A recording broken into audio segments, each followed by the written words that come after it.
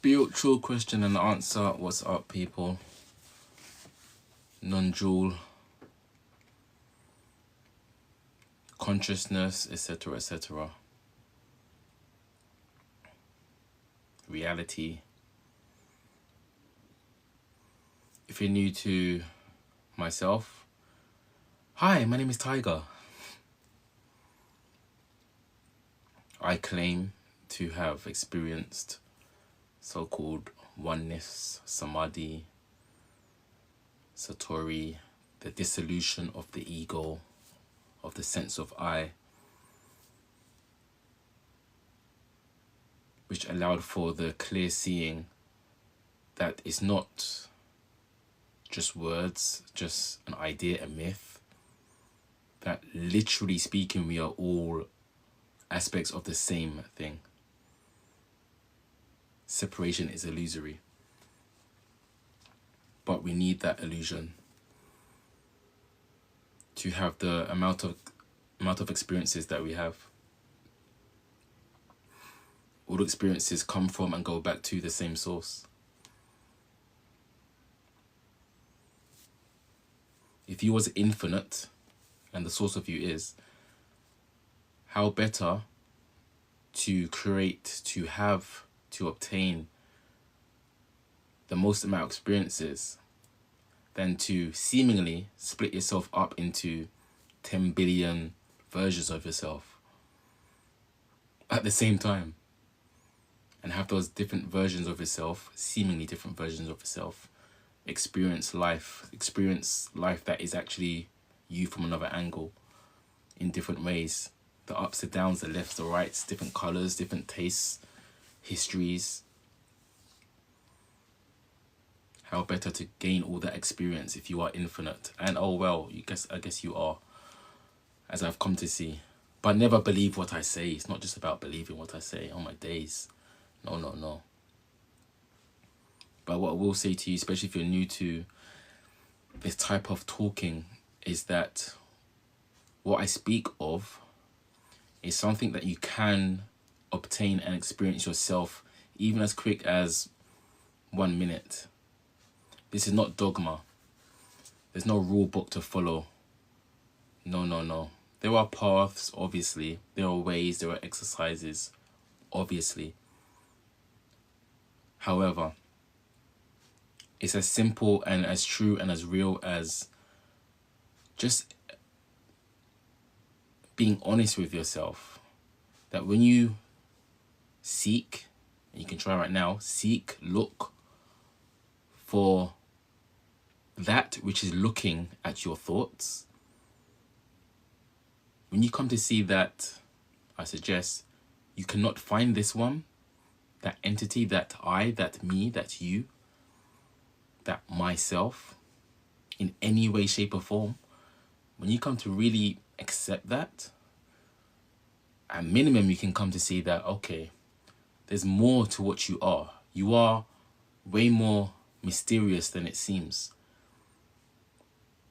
When you say I am, that's actually a mysterious but also not mysterious utterance. I am declares that I exist. However, the I am cannot be found as an individual thing. Even on the so-called physical level, your personhood is your mind and your body. That's already two things. And you might want to say soul as well. You might want to say spirit. You might want to say energy. So it's very quick that you can come to see that you are more or less than you think you are. But when I say less, I don't mean that in a negative way.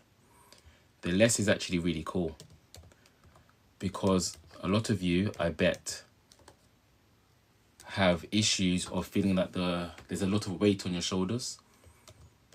But what if I was to tell you, I'm signing in on YouTube as well.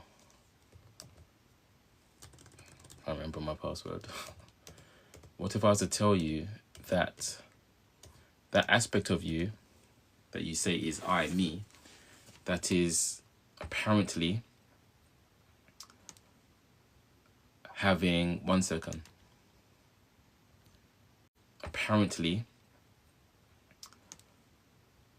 having, one second.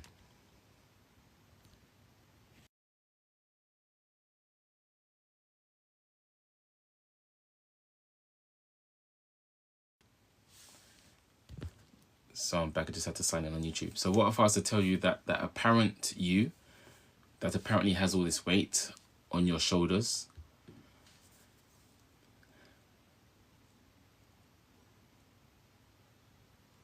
doesn't exist in the way that you think it does. Meaning, literally speaking, you are not holding stress. You're not holding the weight of anxiety, the weight of depression, the weight of concern, the weight of happiness even, which of course is a lighter weight.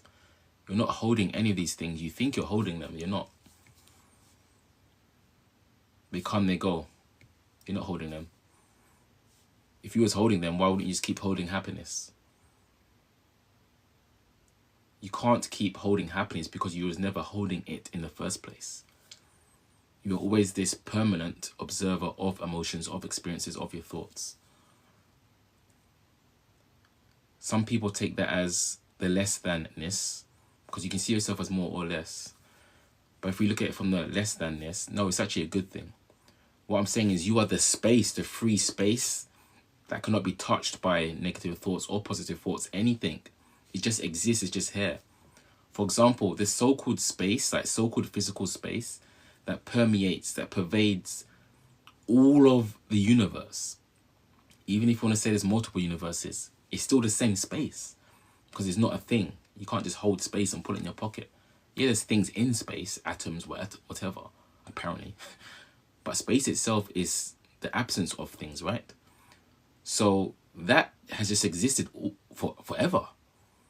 So throughout all these wars, all these atrocities, all these celebratory moments, the ups, the downs, the space has never been affected. It just is. What could be more peaceful than that?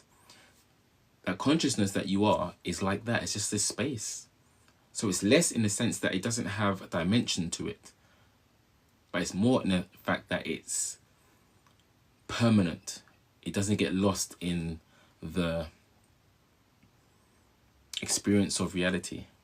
It allows reality to pass through it. Of course, at any point, ask questions, just to remind you, although you may be just enjoying me talking. Also, if any of you have been supporting me for the years, throughout the years, particularly on TikTok since 2020, yes, I know I don't post as much as I used to. I don't post anywhere near as much as I used to. I don't do lives as much as I used to. I know. But I hope you appreciate that all the things that I've been saying to you over these years on this page and my YouTube channel actually reflects me not feeling the need to post because I'm not attached to my social media. I'm not attached to any dopamine that may arise from social media. I appreciate it, of course. It feels nice to, you know, speak to people online or have people like my videos, of course. It's a part of duality. Of course, I appreciate that and like it. It makes me smile. But I'm still not attached to it. So this is another lesson for you.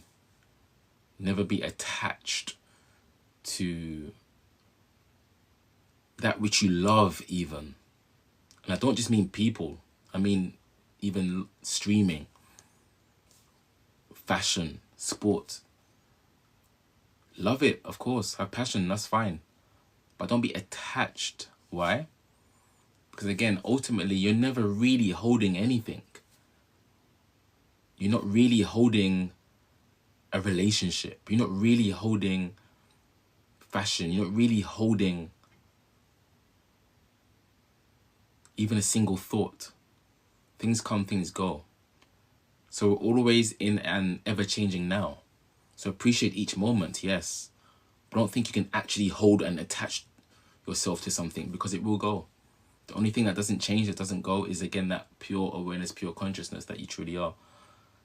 Somebody has asked the question. Hello, Ace. You say, what's your favorite spirituality book? In all honesty, I don't have a favorite spirituality book. I'll give you a short story on my journey. So it was never books that brought me to my so-called awakening. It was very experiential. I just had a pop and I was just everything for 3 days. Which I might elaborate on later. But yeah, reading books, that kind of came after my experience of overcoming the ego, quite frankly. Or seeing what the ego is, not overcoming, that's not the right word. But of course, the classics, like, the Bhagavad Gita, I recommend. My own books, I'll be honest, my own books, they're on Amazon, Tiger Dragonstorm, on my website as well, Tiger Dragonstorm. Yeah, I'll be honest, when it comes to books, I get this question sometimes, but none of them pop into my head as, oh yeah, that's my favorite spirituality book, or I read it every day. No, there's none. It's not arrogance, it's just true. But I'm very aware that there are incredible scriptures out there, for sure, like the Upanishads. Okay, no worries. Take care, Ace. So yeah, in all honesty, but yeah, of course, I would say, when I read the Bhagavad Gita, for example, after my awakening, before my awakening, I didn't understand it. I was like, how is this spiritual? It's just about war. They're just talking about war. But afterwards, I understood, after I had my experience of oneness, so-called samadhi, I really could see the deeper meaning in what was being presented in that book. It's the same for even the Bible. I understand the esoteric meaning much easier, because when you have this awakening experience, you have this huge remembering that all this was always an illusion, meaning this was always the dream. You was always the dreamer of the dream, but it felt like you was actually living and holding and being this person that was traveling through time, and you was once 1 year old and 10 years old. It felt so real, but you come to awaken and see that no, you've always known it's a dream, in a sense that it's not really what you are. You're observing it. So these deeper books, for them to be talking about truth, they absolutely have to coincide with that. They have to, otherwise they'll be wrong. So when you read it from a wider, not higher or lower, it's not about that, but from a wider perspective, you realize what they're really saying in these books. Because again, even if you yourself have not had a so-called spiritual awakening or so-called experience of oneness, you can, as I said earlier, you can look right now and see that you can't find this thinker of thoughts. Look right now. Like, disprove me. Look right now. Find this thinker. This observer of your mind. Find it.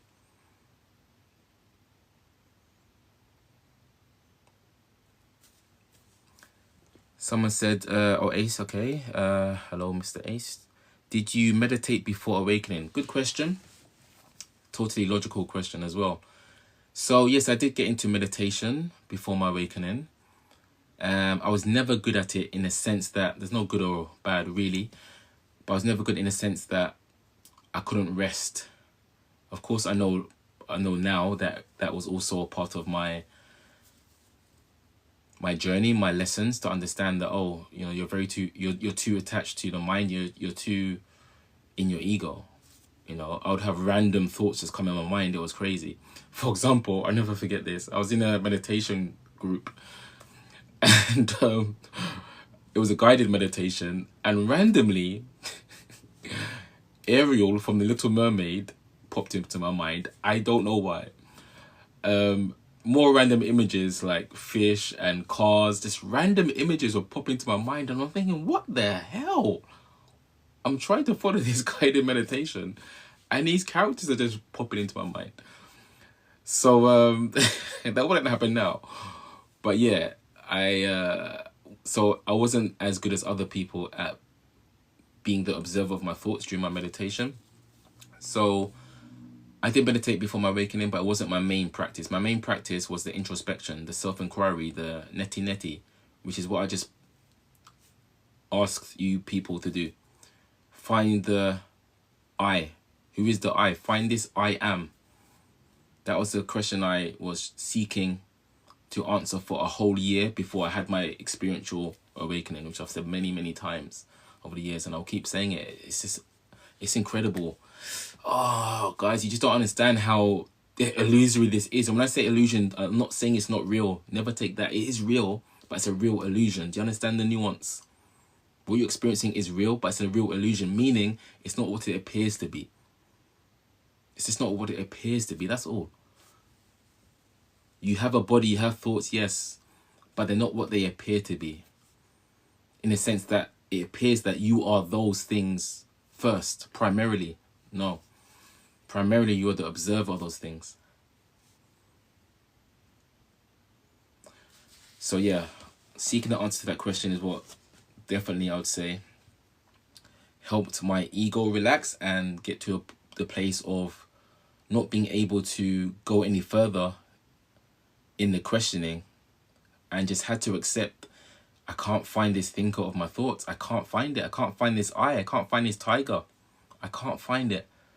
So it must be true when these so-called spiritual masters are saying there is no self. You know, Buddha said there's, you know, non-self. But I didn't start speaking until I had my experiential experience. This is not another key point, and I keep saying this as well. Even though I understood as much as I did mentally and accepted that, yeah, I'm not the thinker of my thoughts. The person that I thought I was is not the thinker of my thoughts. There's something more. There's a space there. It just happens. It just happens from consciousness. It just happens. And that's it. I can be okay with that. It wasn't until I had my experiential understanding that I started speaking online and giving advice. Not to mention writing books. So I've written like 4 or 5 books. And I was never an author, never a writer. I mean, I did always enjoy writing at school, can't lie. But to become an author, I never thought that'd happen. But because it's so experiential for me now, writing, I spit out books. So I'm just writing what's normal. I've seen it, I've seen the truth, I suggest. But again, it's a claim, of course, I appreciate. In the same way you could just write about what you did today easily, I can write about the observer of the mind in quite a lot of detail.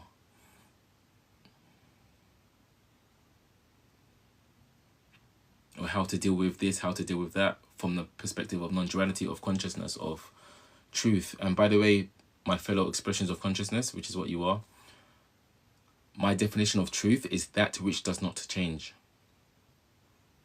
That which does not change. Only that can be true. Things can be factual, but facts change. Things can be real, but even realness can change. Like, it's real that I'm holding this glass, but now I'm not. But what is true is that which does not change. So what did not change is the awareness that this hand had a glass in it and then did not have a glass in it. And it never got entangled, neither did the consciousness that you are. It never got entangled in that moment, did it? It's just there. It's just a background for experiences to come and go. And when I say your consciousness, really, I mean consciousness, period. I suggest we all share the same consciousness. There's no division. And think about it. Where could the line of consciousness be? Even though it's a non-physical thing, although that also helps the argument, but where would the line be of consciousness? Oh, here's a line of consciousness, and there's another consciousness beginning. Here's another consciousness beginning, and this one stops here. The fact that we even experience the same world, but of course from different perspectives, but it's the same world, is because we're using the same source, which is that same consciousness. I suggest to you all. That might sound really simple or simplistic, but no, it's actually very deep if you really think about it.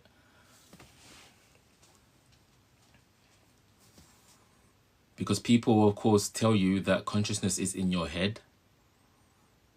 But I've said this many times, and I know it sounds really funny, but wait for it. And really try to listen. Okay? You cannot experience anything outside of consciousness. You would all agree, obviously. You need consciousness to experience, obviously. And I say the word obviously lightly. I don't always say this word, but sometimes it's obvious. So I'm saying this to help you respecting your intelligence. That's why I'm saying obviously, all right? obviously you know that you can't experience something outside of consciousness, because consciousness is that with which you use to experience anything or know anything. So if that consciousness is in your head, after what I just said, how can you know anything outside of your head?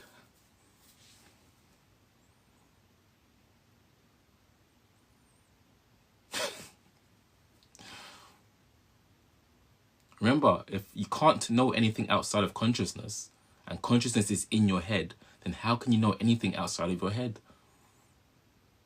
Of course, your thoughts are thinking, oh, first of all, you're thinking, oh, that's stupid, that's silly. You may be thinking.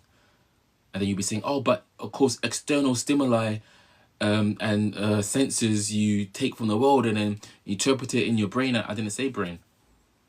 Consciousness. Because even your brain is an experience within consciousness. If you had a particular accident, which I don't want you to have, you could touch your brain. Your brain is an experience. It's not behind or before experience. So how can the brain be generating experience if it's in the experience? Wow. How can the brain be generating consciousness if it's part of the conscious experience? It would be like saying that the projector on a movie screen, which is a film about projectors, is projecting the actual screen. Now, of course, there's something distinct behind us all projecting the movie onto the screen.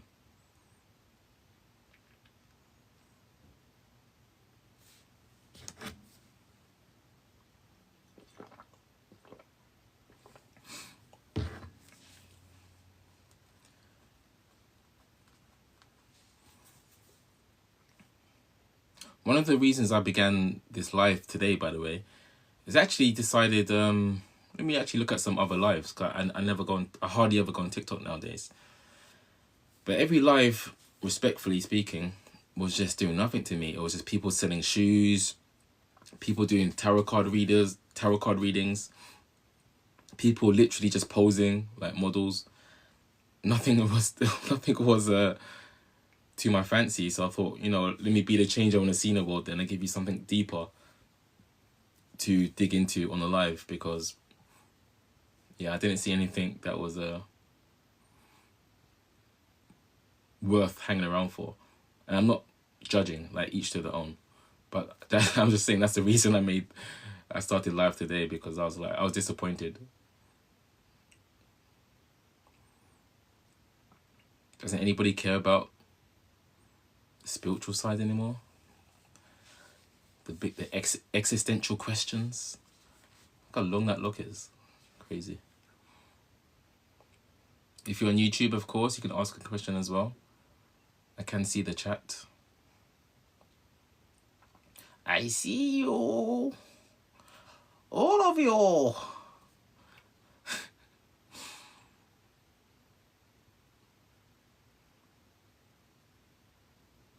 But yeah, on a level, guys, I'm here to answer your questions. Like, do you have some spiritual questionings, some awakening questionings, some who am I questionings, some non-dual questions? What is consciousness? What is how do I awaken? What? I'm not saying I have all the answers, but I might have some that could help you. Fire away. Don't be shy. Don't be shy. Do you think I didn't have any help on my journey? Of course I did. I went to see speakers. That's one thing I would say as well, is that everybody needs a guide. Everybody, I would suggest, needs a guide on the spiritual path to awakening. How do you feel about reincarnation? Good question, Ace. So reincarnation, I suggest to you all, is not something like how you may imagine, which would be somebody dies and then they come back as another entity, animal, person, etc. Why? And this is going to be, again, something I really want you to hear. There is only one you. YouTube, there's only one you that can exist. There cannot be another you. There can be other versions of you, as there are other versions of you. They're called younger versions of you. They're called 2 minutes ago version of you. Even the 2 minutes ago version of you isn't the same you now. Do you understand? You're always now. You are in this ever-changing now. So there's only one you. Okay, that's how unique you are. However, as we are all a part of this collective one, we all have the ability to tap into the bank of consciousness, let's say. So we can have these thoughts and feelings from other people that on our timeline we would consider to be in the past, from the past, or even the future. But you yourself, no. There's only one you. So you can tap into other streams of consciousness, which are other entities, other people, animals even, plants. But you yourself, when you're gone, that's it. But you can exist again, as I'm saying, as another expression of consciousness, because you have to. There's only infinite consciousness. You have to exist. There's no non-existence.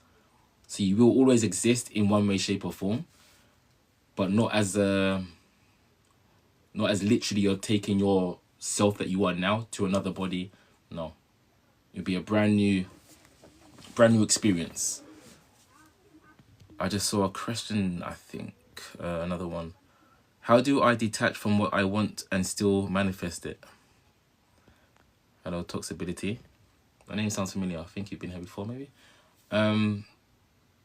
Yeah, good question. How do I detach from what I want and still manifest it, you said, right? In fact, I gave this advice to someone just, where are we? Yesterday. Yeah, yesterday. Detaching from what you want is as simple as appreciating and having gratitude for what you do have. Now, you may have heard this before, but guess what? Some things are just very true. Some things are simple, but not easy to do, but simple and just are true. You have to appreciate what you have. Meaning, if you're appreciating that you have a hand, if you're appreciating that you have a face, if you're appreciating that you can breathe, whatever the small thing is, your attention is now on that thing. And your attention on having a gratitude for that thing, which you have, is going to be 100% positive. Because there's 100% positivity in having gratitude for porridge. Whatever it is you have gratitude for, in that moment, you are in a 100% positive state. So that which you want, I presume, would make you feel better, make you feel good, right? Make you feel positive.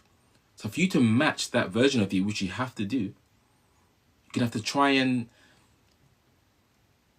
consistently create that energy. And to do that is to be consistently, as much as you can, in a state of gratitude, but also trust.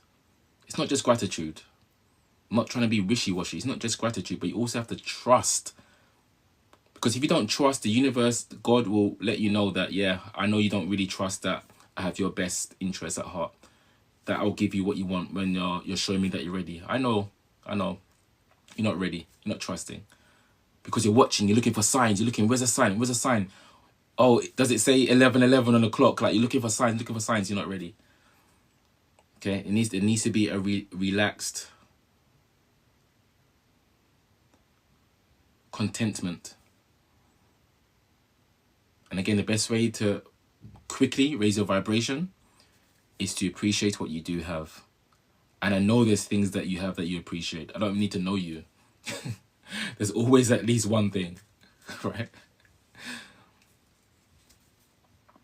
And then before you know it, that which you want can and will, I suggest, come closer and closer into your now. Because remember, it's all now. So nothing is really at a distance from you. It's all now. The reality that you perceive of yourself, having this, having that, is now. You cannot live in any other place other than now. And even when you have that which you want, you'll be like, oh, it's now and I have it. And this moment, even talking to me, will feel like a distant memory. Another reality even. But again, to shift to that reality, you absolutely have to appreciate and be comfortable not having that which you want. Because like I said earlier, we can't attach or hold on to anything really. Anything. So if you cannot be happy and content with not having that thing, then having that thing would still be, whatever that thing is, there will still be some degree of anxiety in losing that. And then wanting more security. And then the spiraling down in energy will happen.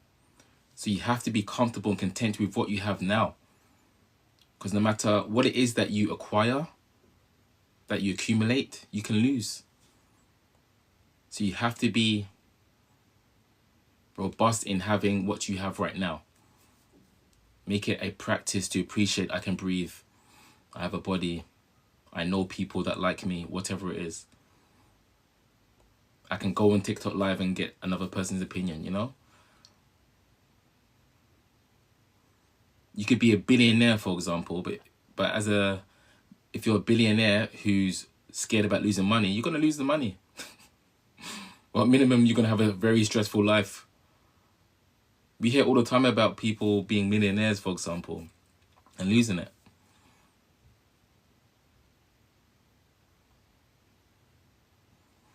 Gratitude, trust, relax, contentment. It's all now. Have it now. Be okay with be okay without it. Yes, exactly. And what you just said, the last thing, I know you're repeating what I said, but yeah, be okay without it. It's so important. Speaking to all of you, but especially toxicity. Be okay with not having that thing. I mean, even if you think about it, why do you deserve that which you want if you're not okay without it? If you just think about it, why? It almost sounds arrogant, doesn't it? I should just have it. Whatever it is, right? And I'm going to go at you, I'm just saying generally. If we were to say, I should just have that thing. Yeah, I should just have it. No. We need to deserve these things. So to deserve these things, to match the so-called frequency, we have to be in a state of, you know what? I am good. I am secure no matter what happens. I am not living in a place of scarcity mindset. I live in a mental place of abundance mindset. So the universe, God, absolutely has to reflect that. It has to reflect that. I say that and laugh because even just laughing, as we all know, when you're laughing, in that moment, doesn't everything just feel okay? In that moment when you're laughing, you can all agree with that, right? No matter what language you speak, in the moment of laughing, everything's fine. In that moment, no matter what's going on, it's just, you know, you're high. Okay, so your reality literally changed to everything is fine. And you can have that without the laughter. You can have it just with the, again, truly being content and happy and strong in what you do have. Because gratitude can also lead you to laughter, at least myself. Sometimes I think, oh my gosh, like what? I exist? Like what? That's amazing.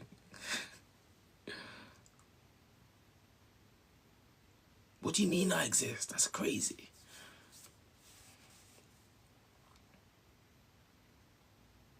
But yeah, and trust, like I said, we have to trust that everything will work out. Otherwise, we're being fake. And the universe or God knows when we're being fake.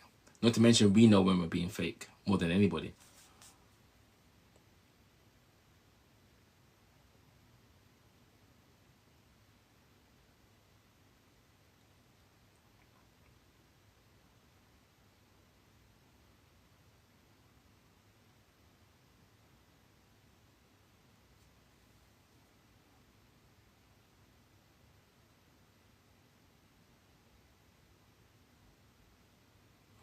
Another way to manipulate reality, so to speak, is to simply be the change you want to see in the world as well.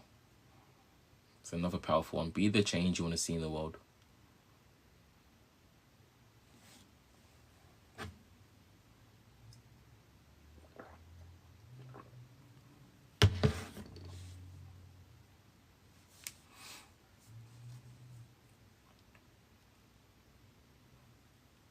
I have affirmations that I repeat to anchor me in certain frequency. That's good. Affirmations can definitely help. Oh, someone on YouTube just said there's no sound.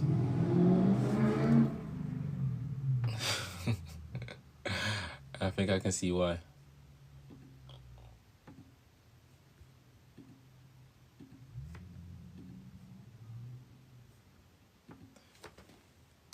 Any sound? Whoops, am I spelling that right? Any sound? No.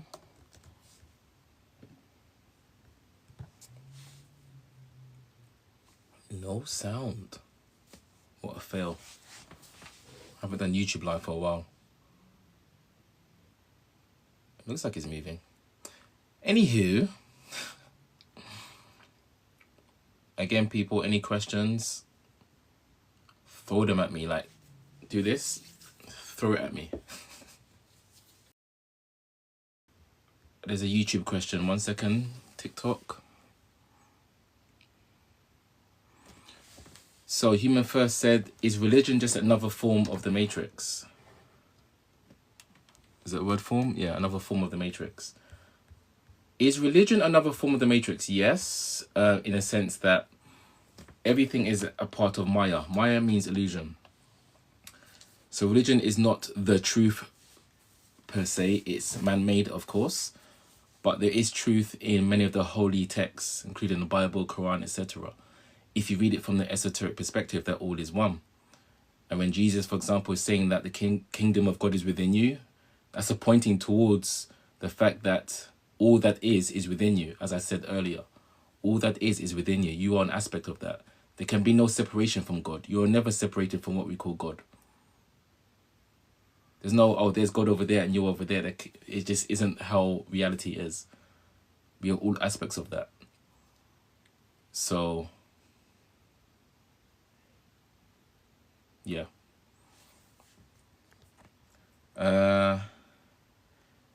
Do you have any recent revelations you have experienced yourself? So, toxicity.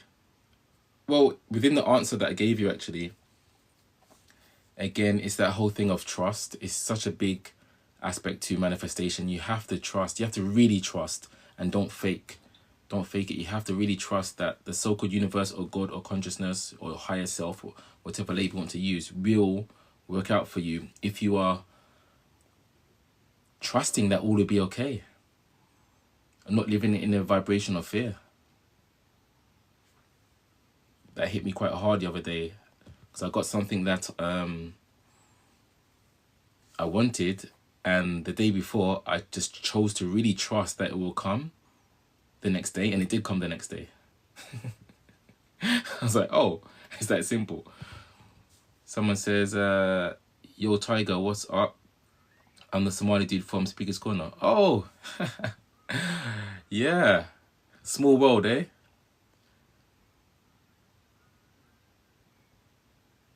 Mr. There Is Only Now. Mr. Nonduality, yep. All right, thanks for your wisdom. I'm out. Good night. You take care, Toxicity. Nice to see you again.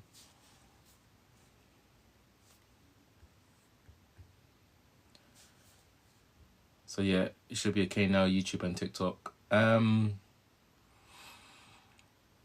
Yeah. But I would also say, to answer that question from YouTube about religion, it can also happen that when you're on a spiritual path, you can fall into an ego trap and start thinking, oh, religion is so much lower than spirituality, or non-duality is less than. They don't know what they're talking about, things like that. Don't think like that.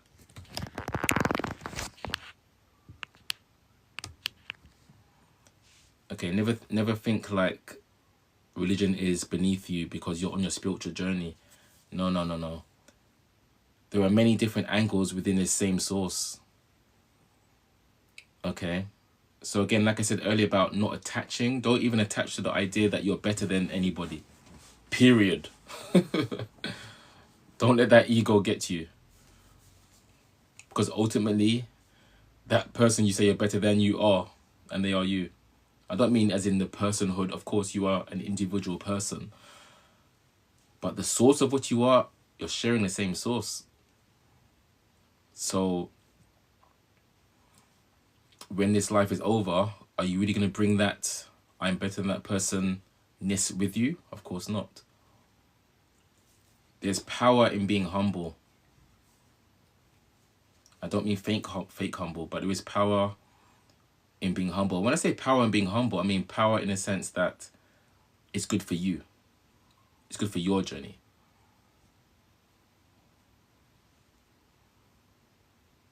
Because it keeps you grounded. It's so easy for the ego to run away and be like, yes, I know the truth. I got my chakra necklace. I got my chakra tattoos. I got my I love Jesus tattoo. I got my 5 prayers a day. I got this. I got that. I'm doing it. Everybody else, they don't know what they're doing. I found the truth. Yeah, I got my podcast. You can get humbled very quickly.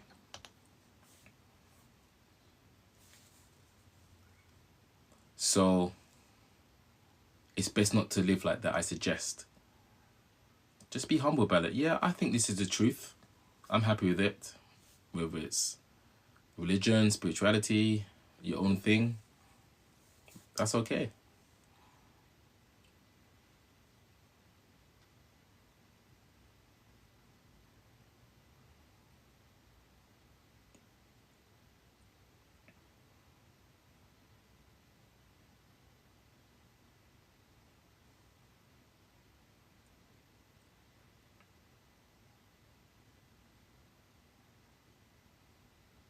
I mean, having the experience that I had of oneness experientially definitely helped to humble me, I would say, in a sense that I see very clearly that we are all the one. We are all the same thing. The one is the all and the all is the one. You're not my competition. And for me to influence you in a positive way, that's on me being the change I want to see in the world. So it always comes back to self. Knowing who you are, knowing what you are. And shining a light on other people. You'd be surprised how quickly an idea can travel. You'd be surprised how quickly positive energy can travel.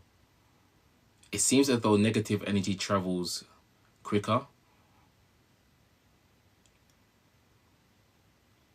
And I'll say because the energy is more dense, so it feels heavier. So it feels more in the body. And lighter energy makes you feel like you're more on the cloud. However, light energy, positive energy can also, and love can also definitely affect people very quickly as well. A wide breadth of people.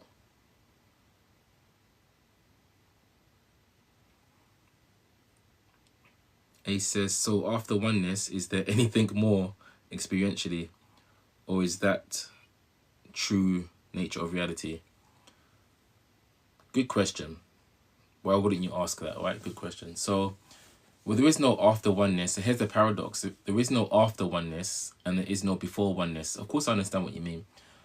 But I'm just telling you straight. There is no after oneness and no before oneness. So each question, just to remind you all, is going to extract a different answer from me from a different angle, or maybe a deepening into an answer I did answer before. So when I had my oneness experience, for example, one of the strongest things I came to see is that that was always the truth, and it is right now. That this is the illusion that I am Tiger speaking to you. Because when I'm engaged with the thoughts, engaged with the feelings, yeah, it feels like this is what I am. But if I take just a moment to really seemingly turn my awareness backwards, there's just awareness. There's just awareness. It doesn't come or go. And that awareness is the oneness that I speak of. So it isn't something that is within experience. That's why it can't have a beginning or an end. So there's no beginning to oneness or end of oneness. There's just experiences taking place within the oneness. For example, on your device you're looking at right now, you have, what, thousands of pixels on your screen, hundreds of pixels on your screen. but it's one screen still. There's oneness there. So similar to that, there's like this one screen of consciousness, and all of us are like pixels on this one screen. So the oneness, but from a human perspective, let's say, after experiencing that, I would say life becomes more beautiful because you have more space to allow other issues in your life to sit. You don't hold everything so closely to you, which can weigh you down. Has your concept of free will changed? If so, how? Well, I already had a concept before my awakening that free will isn't what we think it is. So the individual does not have free will in the sense that you don't choose your thoughts. There is no thinker of the thoughts. You can come to that seeing by yourself. Try to find a thinker of the thoughts. And when I say this, I want you all to take this very literally, what I'm going to say. To suggest there's a thinker of the thoughts would literally mean that there's this thinker, no matter what it looks like, and it has infinite, or at least many, many different thoughts in front of it to choose from before those thoughts enter the mind. Like a library of thoughts. And this entity, this you apparently, this thinker apparently, looks at different thoughts and thinks, or says, or just instinctively chooses thoughts, and then those thoughts go in the mind. Doesn't that sound like a long process? And for anybody to say, oh yeah, that probably is what happens though, that's just an imagination. Which is fine, you can have imagination, but it isn't our actual experience, is it? So thoughts just appear, they just arise. So there isn't free will in that sense. Now, why am I saying the words that I'm saying now? I could say anything. I could say bus. Why did I only say bus then? It just seems as though there is a chooser. But there is free will in a sense that the source of what we are, that is free. That's why it can allow all these different shapes and colors and experiences and ups and downs and time and the illusion of time and space and all these things to exist, because that is free. That is, it cannot be touched. That is free. And that's why we have a sense of free will, because ultimately we are free. But the thoughts that we think, they just come. Yes, and also cannot stop the next thought from appearing in the head. Yeah, I love that you said that, exactly. You cannot stop the next thought from appearing in your head. That's powerful what you just said, exactly. That's good insight. If you were to choose of your thoughts, you'd just be like, you know what, I'm going to stop thinking now. But even that would be a recognition, mental activity, that you're not thinking.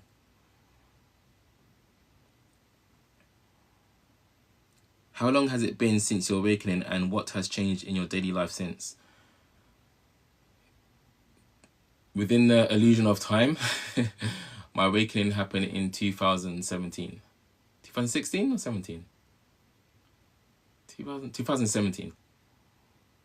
How's my life changed since? Well, it's been, of course, there's still the human ups and downs, but other than that, it's just been so beautiful that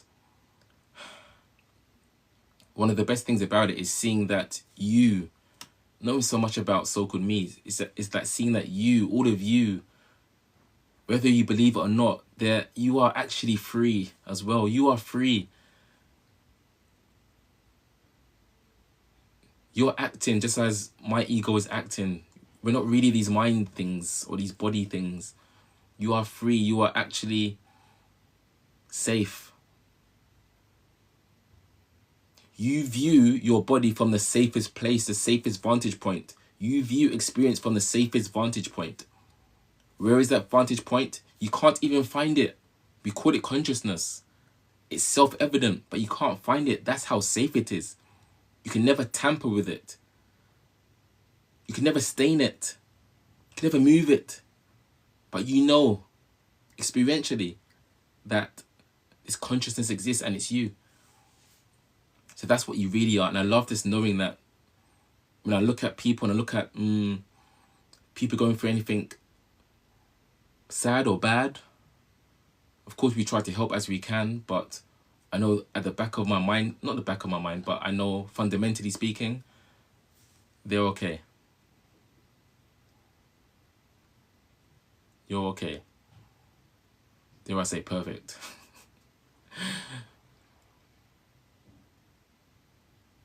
And yeah, it just brought genuinely more happy and joy into my life.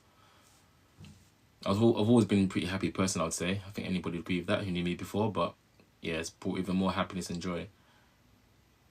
Sometimes I just burst out into random laughter because of how how funny it is. Reality is funny. It's really not what it seems to be.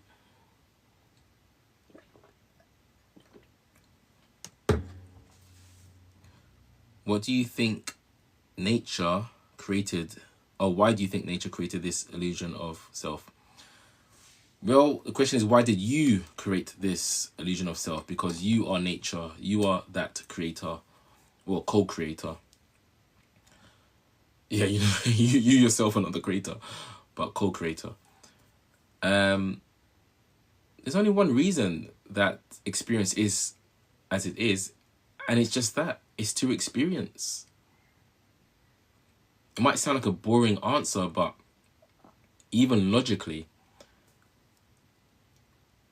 you can agree, I'm sure, that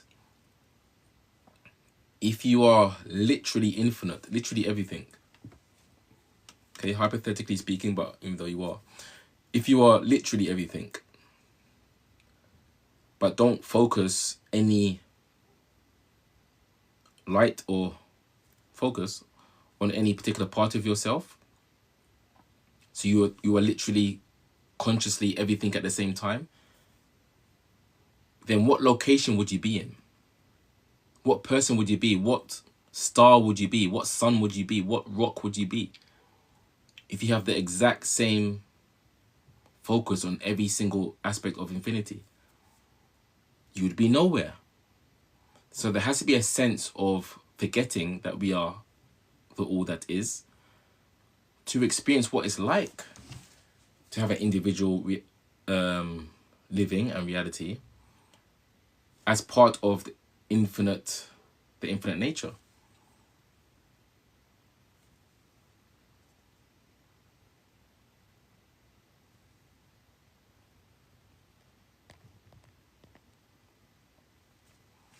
That was weird. TikTok just said there was inactivity. There was no inactivity. Anyway, how do you think the first people came up with a way to systematically get awakening?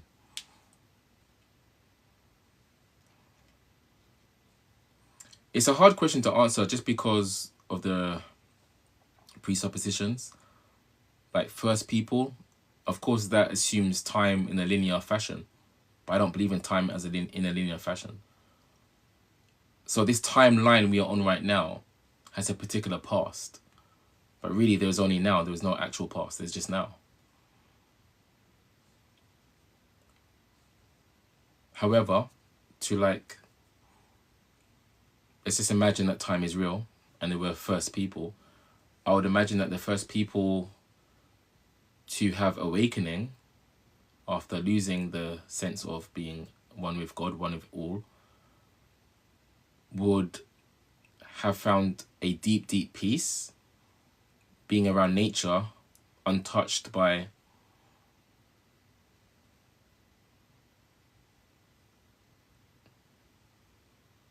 so much human tampering, let's say, the modern human life. So just literally being in nature and seeing how everything flows and just works, and just realizing that you're a part of that, and that there's nothing really to do other than just flow with nature.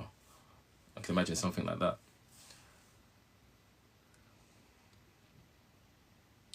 I learned to watch The Thinker, as in Eckhart Tolle, The Power of Now. Amazing way of being. Yeah, I mean, this is what I've been saying. Try to find the thinker. Try to watch the thinker. Try to find the thinker. Try to be the thinker. You just can't. There is no thinker. There is thought, but a thinker, you'd be hard pressed to find that one. And one of the hardest parts of the awakening journey is to accept, or for anybody, is to accept that which is, in terms of reality, it just is. There weren't actually any questions to answer really, or to ask really, when it's just in our face that reality just is. But that's not enough for our minds. We want to know, no, but how did it start? What's this? What's that? It just is. And that which just is dimensionless. Find is. Let's all go outside and find is. Let's find isness. Where would that be? It just is. It's not a thing. But we all know this isness exists because we exist. But we can't find that which is allowing this experience to be. Objectively, we cannot find it, or touch it, or perceive it. It just is. It's isness.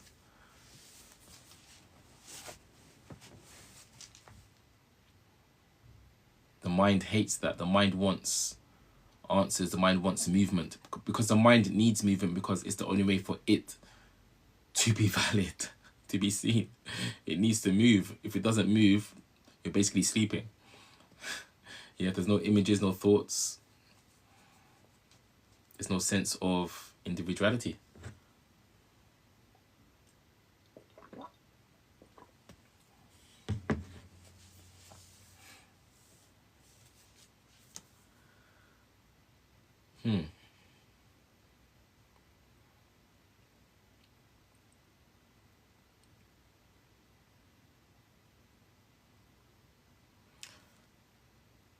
I think I'm going to stop soon. I hope you've enjoyed this live, but if there's any questions within like the next minute or two, I will answer them. But in the spirit of going with the flow and trusting how you feel, I feel like now's a good time to end the live. So yeah, any more and I'll answer. Other than that, I wish you well. He says, thank you for the great answers. I appreciate that. And for the roses. Anybody who's been here with me today, thank you. I'm not going to do a fake promise and say I'll be doing lives more often now. It will happen when it happens. And we all have to accept that about life.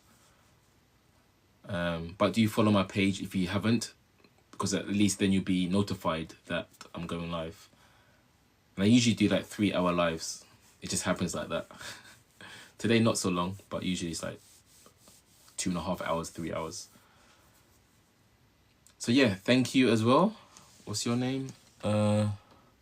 Baldemi? Something like that. Hope I said that right. Have a wonderful day or evening, my fellow expressions of consciousness. Take care.